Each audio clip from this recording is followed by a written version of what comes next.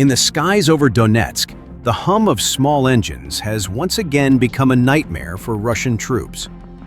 In the latest footage, FPV drones from the 414th UAV Brigade, the Birds of Magyar, are carving out a new chapter in modern warfare, weaving precision aerial death into every enemy step. That day, dozens of Russian invaders attempted to advance, thinking the open terrain offered an opportunity to regroup and defend. However, unbeknownst to them, Ukrainian eagle eyes were already watching from above as FPV drones, controlled by the skilled hands of Ukrainian operators, began to descend, one by one, relentlessly.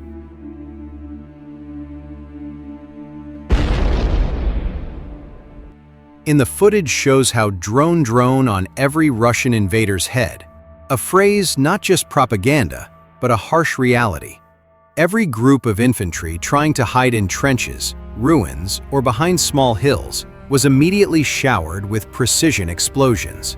There was no safe place, no time to breathe, and a single blast struck the crowd, sending their bodies flying in disarray. The next blast struck individuals trying to flee, and those remaining, terrified, could only lie prone, waiting for their turn to be struck. And the Ukrainian drones never lost their target.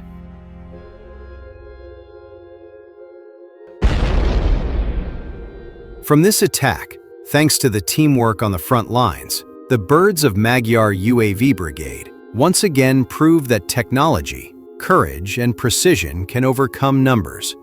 In one operation, they managed to eliminate up to 50 enemy soldiers, turning Russia's ambitious offensive into a field of death, especially in open terrain.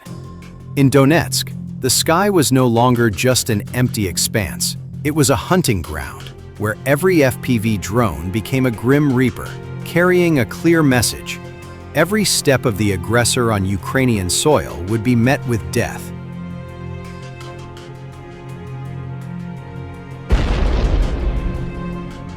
At the same time, there is also interesting news from Pocropsk. Ukrainian forces achieved significant territorial gains, using coordinated drone swarms and ground operations to create 3 separate encirclements of Russian troops.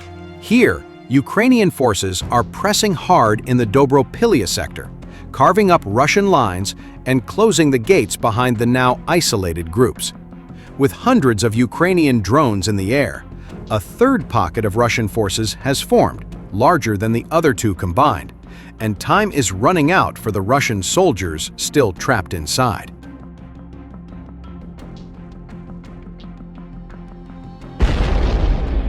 Ukraine's troops have started advancing southward, pushing the Russians back and retaking key ground in and around Pokropsk.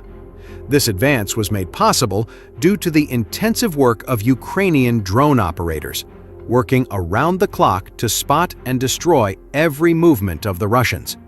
As a result, Ukrainian ground forces were able to push forward, and the 1st Azov Corps confirmed that Ukrainian units had fully cleared Pokropsk. Russia tried to counter this by rushing in 4 infantry units and a Marine regiment. But Ukrainian tactics of striking reinforcements on the move are blunting every effort.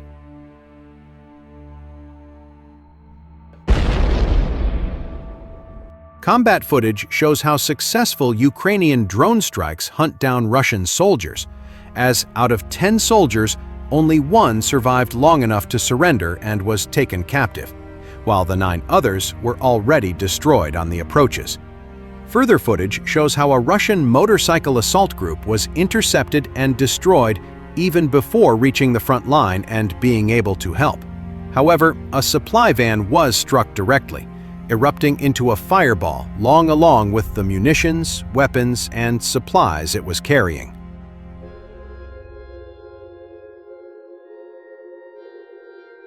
In another, these tactics, coupled with Russia's habit of denying surrounded soldiers the permission to withdraw, have now produced a third pocket of trapped Russian troops in the largest encirclement to date, left without supplies or a way out. This has helped the noose to tighten around the Russian positions, And even though Ukrainian advances have already split the battlefield into separate cauldrons, the latest developments between Ryazan and Boykivka are making matters worse for the Russian command. This strip of land has become a lethal gray zone. Any Russian soldier trying to move through it is immediately spotted and targeted by drones.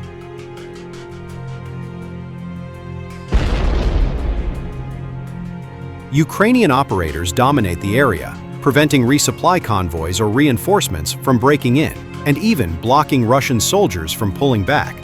Colonel Valentin Manko, head of Ukraine's Assault Troops Command, confirmed that Russian forces near Dobropilya have been cut off for 3 weeks, and there are now 3 distinct pockets under Ukrainian control.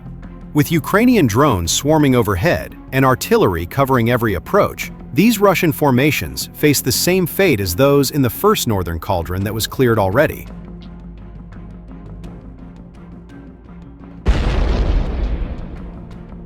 Amid these developments, President Volodymyr Zelensky made a symbolic visit to the front, as a video from the Pocropsk-Dobropilya axis showed him meeting soldiers engaged in the counteroffensive, presenting state awards, and receiving briefings from Commanding General Oleksandr Syrsky.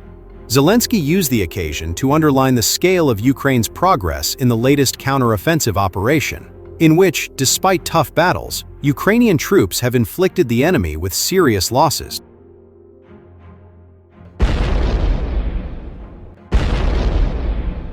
Zelensky confirmed that 160 square kilometers have been fully liberated, another 171 square kilometers cleared but not yet consolidated, including 7 freed and 9 cleared settlements. During the battle for the Dobropilya salient, more than 100 Russians were captured, 1,322 killed, and another 1,134 wounded.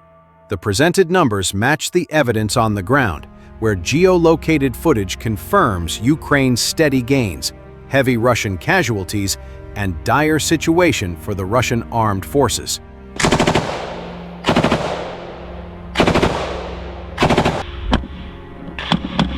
Overall, Ukraine's multi-layer campaign around Pokrovsk is paying off.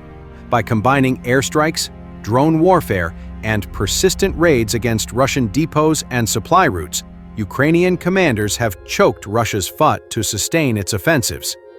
Ammunition shortages, disrupted logistics, and depleted reserves have left Russian units unable to consolidate and even hold on to their positions. The result is more territory being retaken by Ukraine and more isolated pockets of Russian soldiers left to die.